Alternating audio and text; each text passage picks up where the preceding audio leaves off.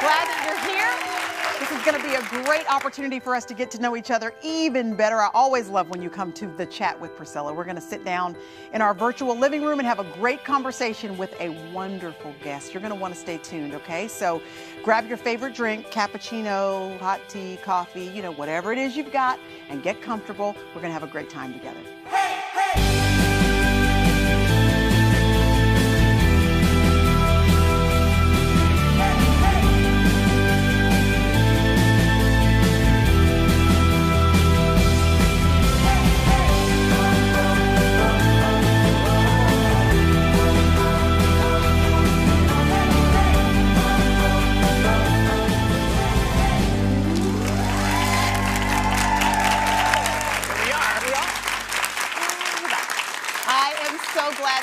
Here. Listen, this is part 2 of a conversation we've already been having. So if you've not seen part 1 yet, then you need to make sure to go back and see part 1, because we are just now continuing a conversation that's already been going on with the most wonderful woman. She's a wonderful woman to me, and you're going to think so too after we continue this conversation. Would you please welcome Lisa Whelchel?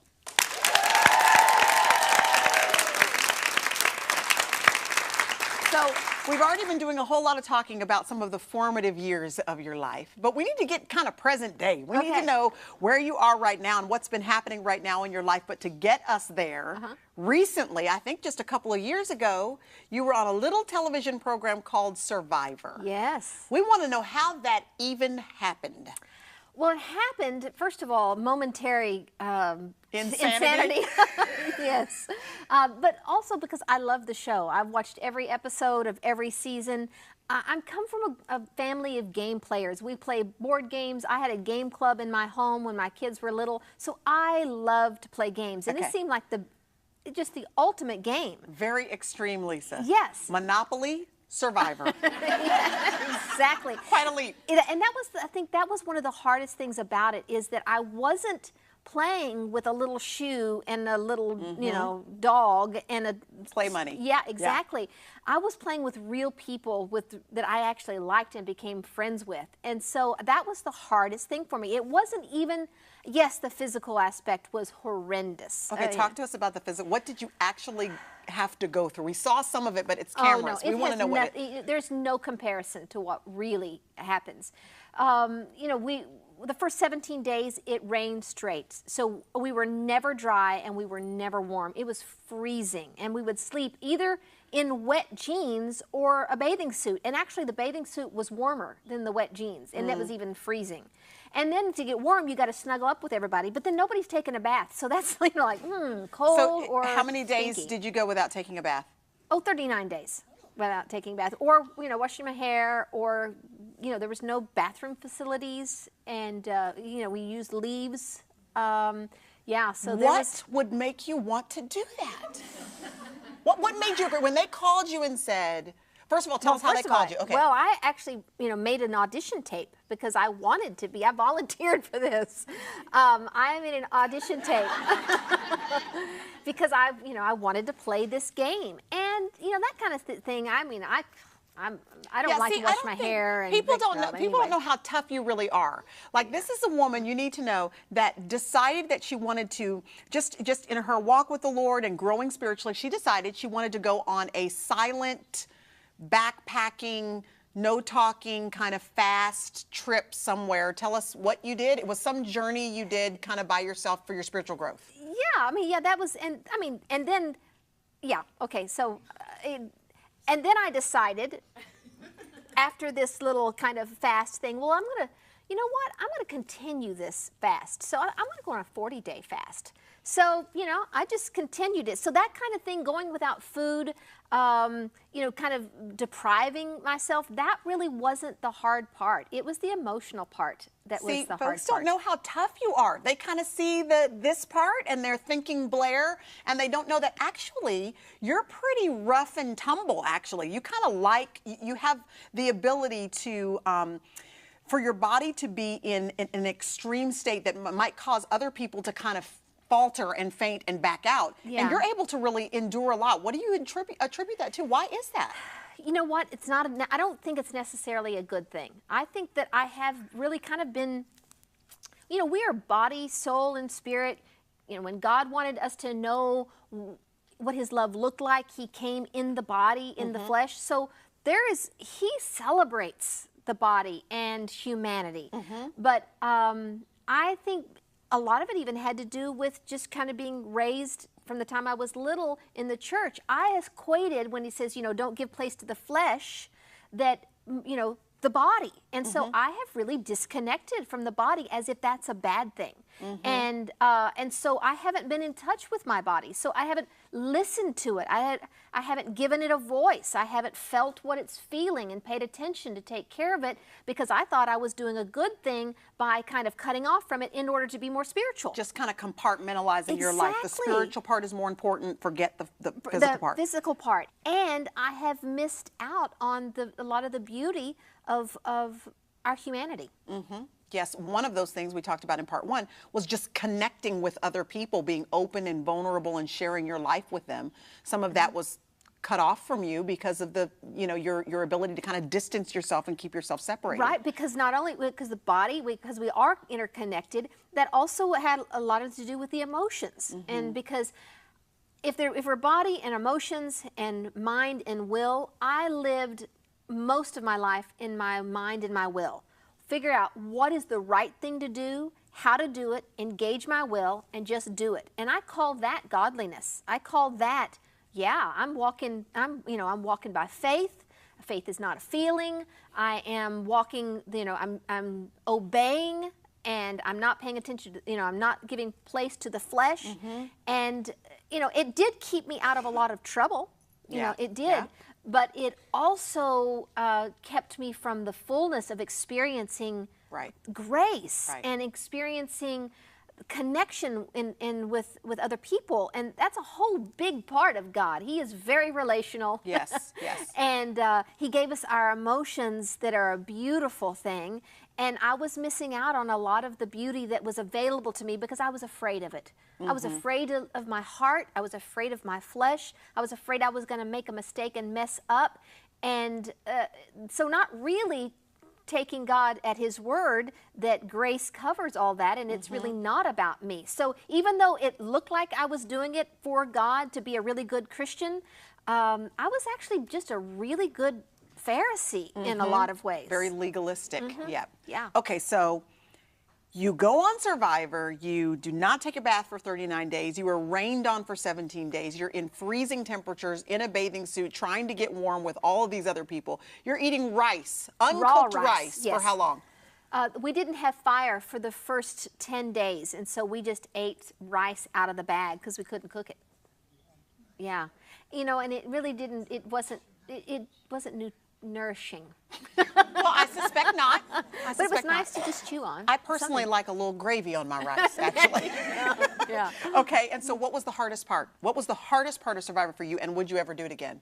Okay, see, that was, of all the things that I would think twice about doing and not regret, that would Survivor. It took me a while to say, okay, I would do that again. But yes, I would do it again because it changed me. Really? How did it change you? Well, a lot of it had to do with what I was just talking about, in that I had so spent my life wanting to be good, because I equated good with godliness. I equated good with being a good testimony, with being a good Christian. I took very seriously my platform that God had given me, and I wanted to use it to draw people to him. And so if I'm going to be like Jesus, then I need to act like Jesus. But you know what?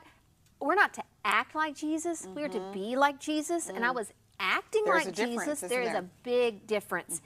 And we can only be like Jesus when we connect the humanity and the divinity.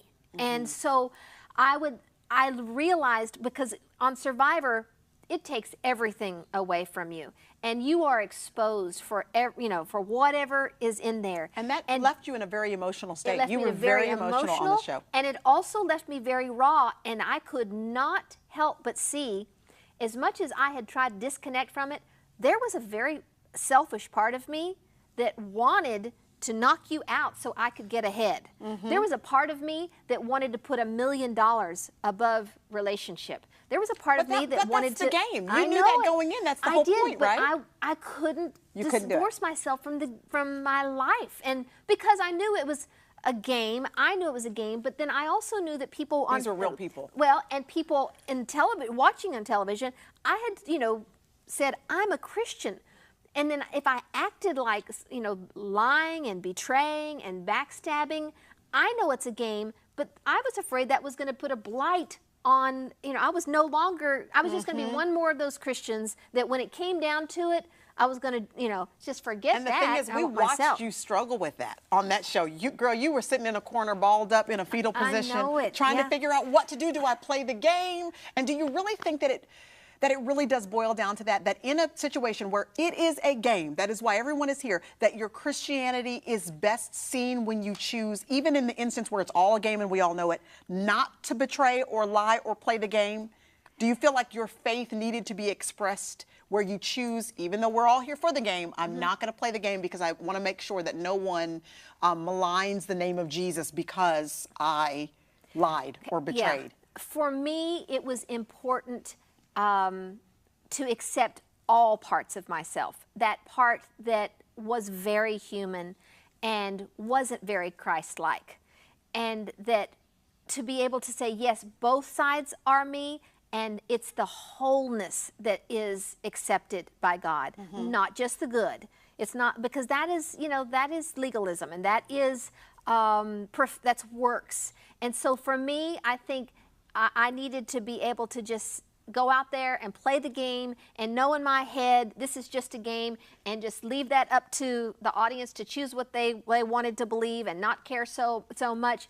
That was the journey I needed to be on. But I don't know that it's the journey that everybody, in that situation would need to be on. But for me, I remember when God was really I realized he was trying to teach me about grace. And this was about 8 years ago. And I remember saying to him, oh, I really do want to learn about grace. I just don't want to need grace. Because if I need grace, that means I've messed up. And I still equated messing up with separation from God, with him, with just not pleasing him. And I needed to mess up. And I think it's one of the reasons why I got into a situation where there was permission to do all these things that all of us have inside of us. And in the end, what did you choose? Have you ever felt overwhelmed? Or like your life was so stress-filled and stressful that you couldn't even enjoy your life anymore? What if I told you there was a little secret? There is something that the Jewish people have been doing for years and centuries. There's a discipline that is a regular part of their lives that has caused many of them to be able to steer clear of the stress-filled existence that many of us are accustomed to. We will always be drawn to overdo things, and God knows this. This is why he puts boundaries in place. It's going to be a journey through the scriptures that is going to help us to enjoy life the way God always intended.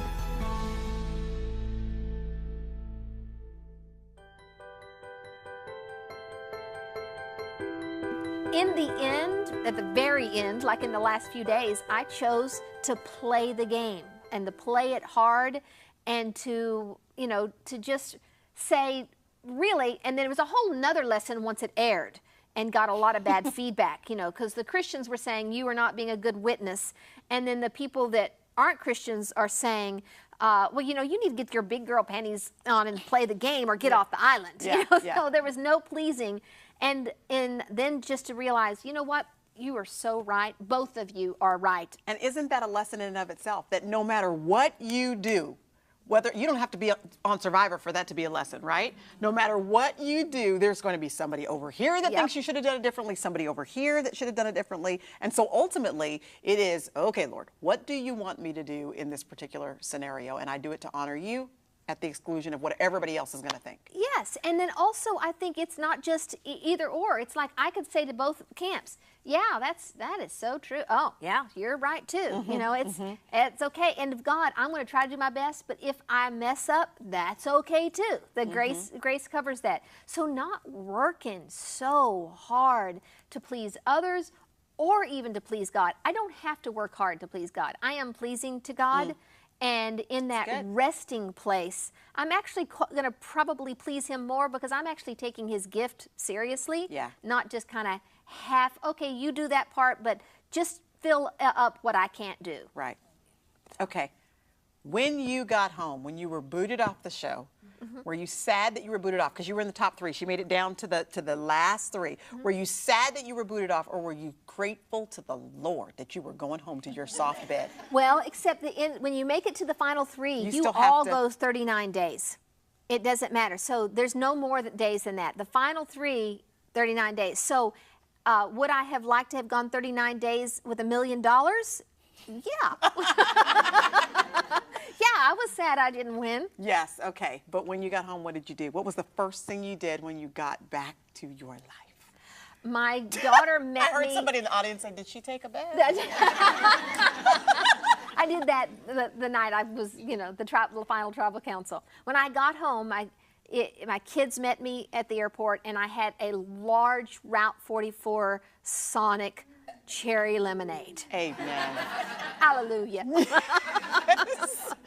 And I'm very intrigued by the fact that you say you would do that again. If the people from Survivor are watching. No. I would do that again. I would have that experience again. I would not do it again. Oh, I you wouldn't do it a second time. There is a whole nother thing. Thank you. I misunderstood you, and I'm so glad I did, girl. No. I would do it over again. But I would not But I would not do the show again. No. So never mind. Yeah. Scratch that. Do not call Lisa Welchel. She does not want to do that again. My friend likes to eat too much for that. That's true. Okay, what does your life look like now? You are how old? I'm 51.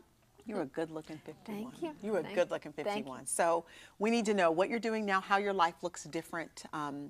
What have you been surprised by in this season of your life that when you looked forward to 50 years old, you didn't know your life would look like this or entail this?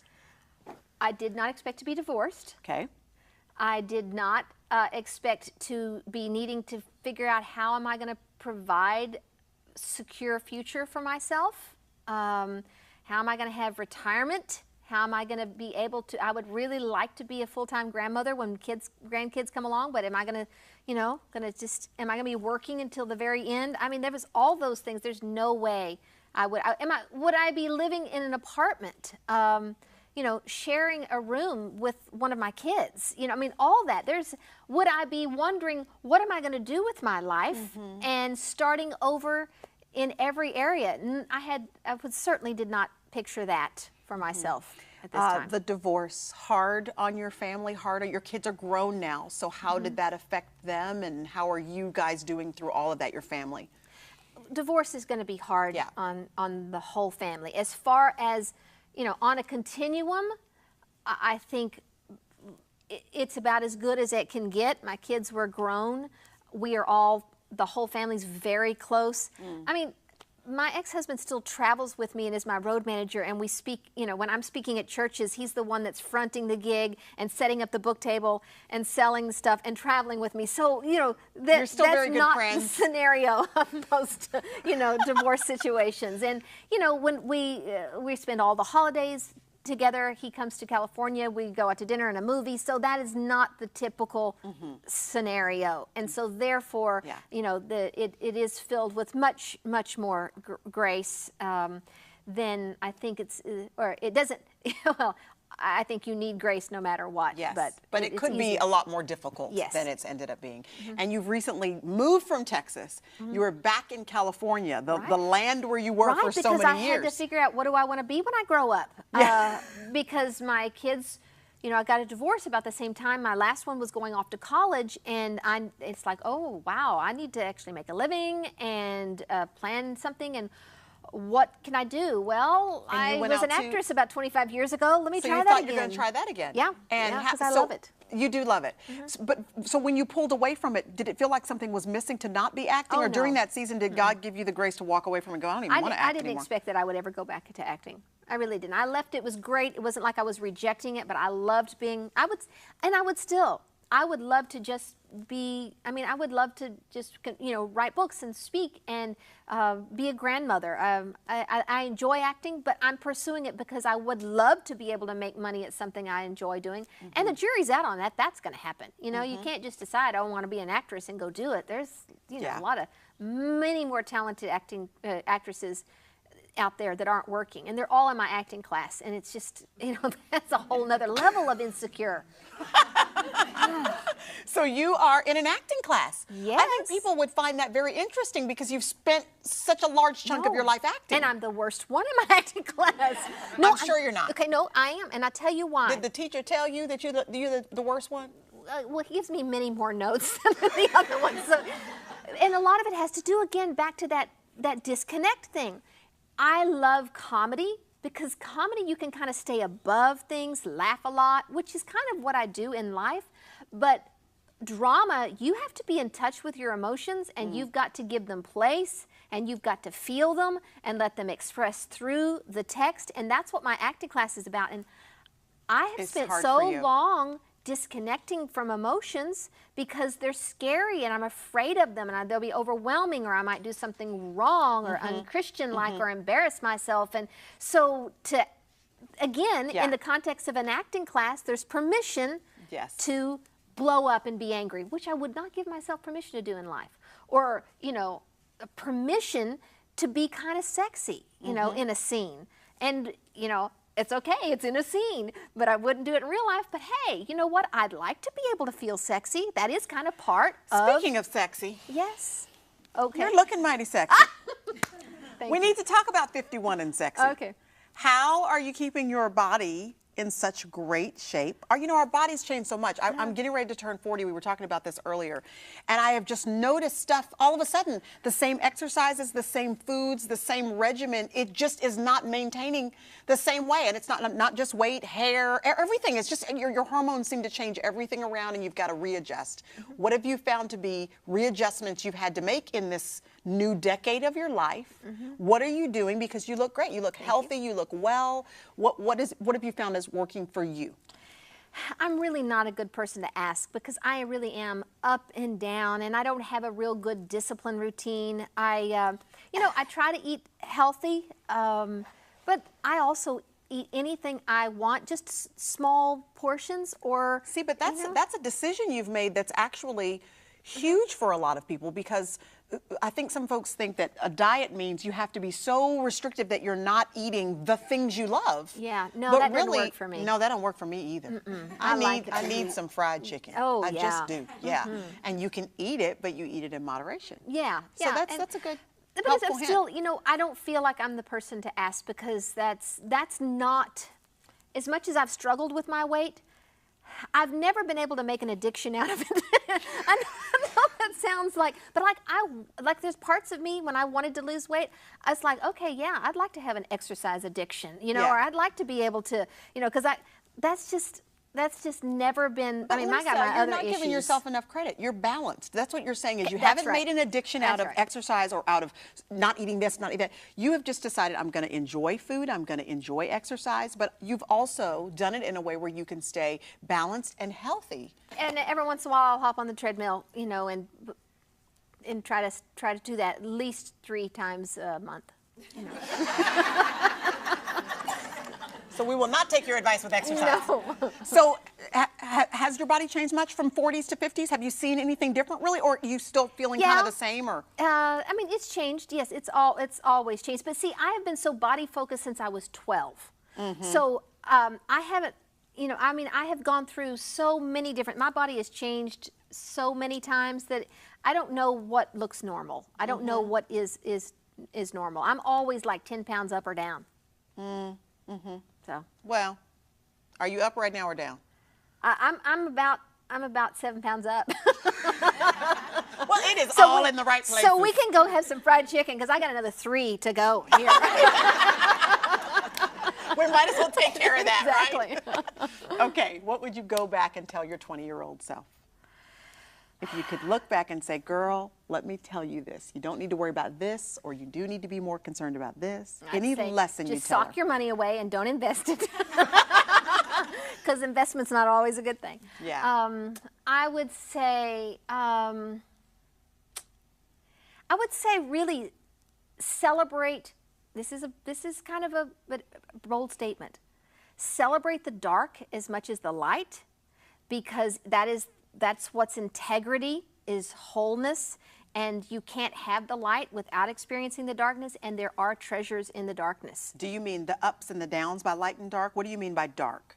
I would say, in general, the light and the dark. Probably not the way we often interpret it for like evil or good, as much as the shadows and the hard things and what we would call even negative emotions. You know, there is a place for, you know, anger. There's a place for fear even. I know he said, do not be afraid, but at the same time, we don't know what it means to really trust God.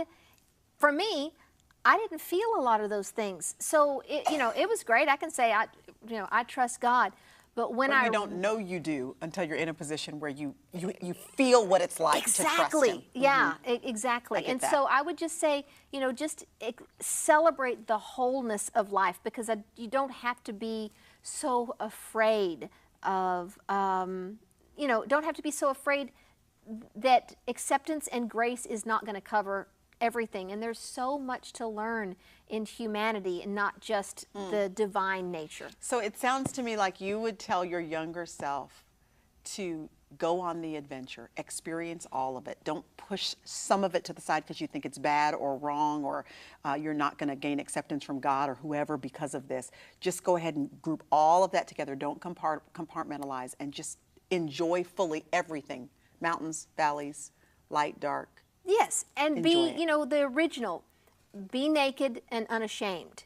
And naked means you're not covering up the lumpy, bumpy stuff, because you don't have to, because you know the gaze and the delight of God doesn't change by your performance or how you look, because He sees, you know, He sees His little girl, and His little girl is utterly delightful to Him. I'm so glad that your 50-year-old self has discovered that. Yeah. Because you are a beautiful, wonderful woman, and it's so neat to see how your whole life has come together in a way that you've got just this bright smile on your face and this radiance about you, and it's good to see you like this. It's great to see. I'm glad that your life is so full and wonderful. Your kids are healthy. You're healthy. It's a good season in your life. It is. It's a great season. Would you please thank her for being on our program?